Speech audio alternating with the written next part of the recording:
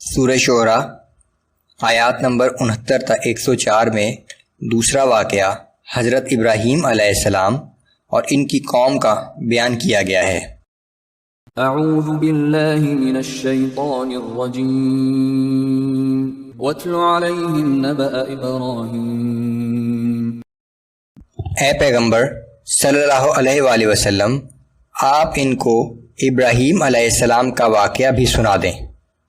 اذ قال لأبیہ وقومہ ما تعبدون، کہ جب اس نے اپنے باپ اور اپنی قوم کے لوگوں سے پوچھا تھا کہ یہ کیا چیزیں ہیں جن کی تم عبادت کرتے ہو؟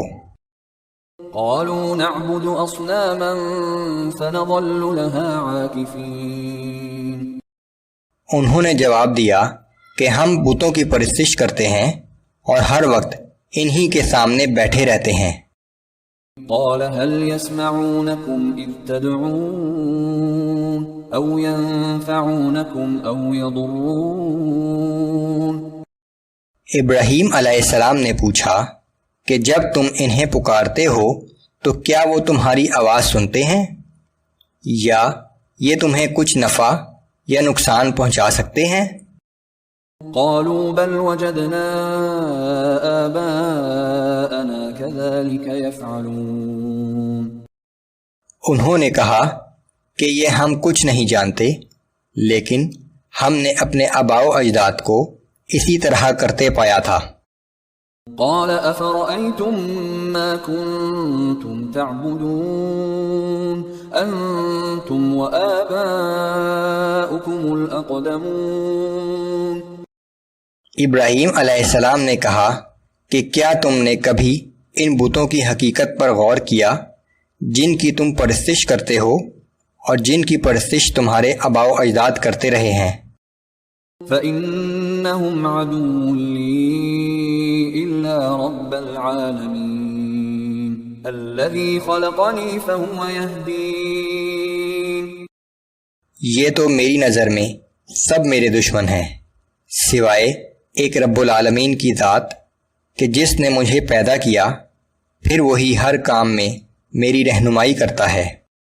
والذي هو يطعمني ويسقين، وہی ہے کہ جب میں بھوکا ہوتا ہوں تو مجھے کھلاتا ہے اور جب پیاسا ہوتا ہوں تو مجھے پلاتا ہے۔ وَإِذَا مَرِضْتُ فَهُوَ يَشْفِينِ، اور جب میں بیمار پڑتا ہوں تو اپنی رحمت سے مجھے شفا دیتا ہے۔ وَالَّذِي يُمِيتُنِي ثُمَّ يُحْيِينِ، اور وہی جو مجھے موت دے گا پھر مجھے دوبارہ زندہ کرے گا۔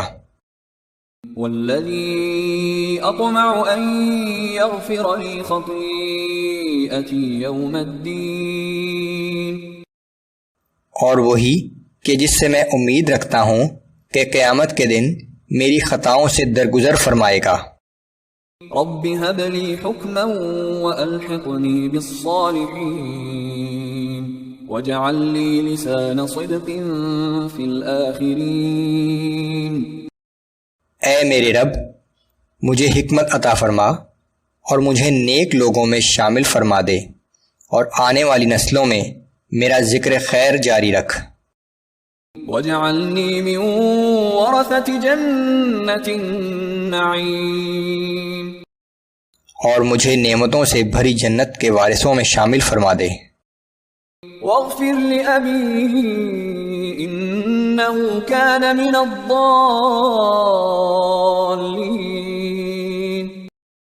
اور میرے باپ کو بخش دے کہ بے شک وہ گمراہوں میں سے ہے۔ وَلَا تُخْزِنِي يَوْمَ يُبْعَثُونَ يَوْمَ لَا يَنفَعُ مَالٌ وَلَا بَنُونَ، اور مجھے اس دن رسوا نہ کرنا جس دن سب لوگ دوبارہ زندہ کر کے اٹھائے جائیں گے، جس دن نہ مال و دولت ہی کام آئے گی اور نہ ہی اولاد کوئی فائدہ پہنچا سکے گی۔ إِلَّا مَنْ أَتَى اللَّهَ بِقَلْبٍ سَلِيمٍ، مگر ہاں وہ شخص نفع میں رہے گا جو اللہ کے حضور قلب سلیم لے کر آیا۔ وأزلفت الجنة للمتقين وبرزت الجحيم للغاوين. اور اس دن جنت پرہیزگاروں کے قریب لائی جائے گی اور جہنم گمراہوں کے سامنے ظاہر کر دی جائے گی. وقيل لهم أين ما كنتم تعبدون من دون الله هل ينصرونكم أو ينتصرون. اور ان گمراہوں سے پوچھا جائے گا کہ آج کہاں ہیں وہ جن کی تم اللہ کے سوا عبادت کیا کرتے تھے؟ کیا وہ تمہاری مدد کر سکتے ہیں یا اپنے آپ ہی کو بچا سکتے ہیں؟ فكبكبوا فيها هم والغاوون وجنود إبليس أجمعون. پھر وہ باطل معبود اور گمراہ لوگ جو ان کی بندگی کرتے تھے اور شیطان کے لشکر سب کے سب اوندھے منہ جہنم میں ڈال دیے جائیں گے. قالوا وهم فيها يختصمون تالله إن كنا لفي ضلال مبين إذ نسويكم برب العالمين. اور جہنم میں وہ گمراہ لوگ باطل معبودوں سے جھگڑتے ہوئے کہیں گے کہ اللہ کی قسم ہم تو یقیناً کھلی گمراہی پر تھے جب ہم تم کو رب العالمین کے برابر سمجھتے تھے. وما أضلنا إلا المجرمون. اور ہمیں تو بس ان بڑے مجرموں نے گمراہ کیا. فما لنا من شافعين ولا صديق حميم. سو اب نہ ہمارا کوئی سفارشی ہے اور نہ کوئی ہمدردی کرنے والا دوست. فلو ان لنا كرة فنكون من المؤمنين. کاش ہمیں ایک دفعہ اور دنیا میں واپس جانے کا موقع مل جائے تو ہم بھی مومن بن جائیں. ان في ذلك لآية وما كان اكثرهم مؤمنين. اس میں ہے اللہ کی قدرت کی نشانی لیکن ان میں سے اکثر لوگ ایمان لانے والے نہیں ہیں. وَإِنَّ رَبَّكَ لَهُوَ الْعَزِيزُ الرَّحِيمُ. بے شک آپ کا رب زبردست قوت کا مالک لیکن ہر وقت رحم کرنے والا ہے.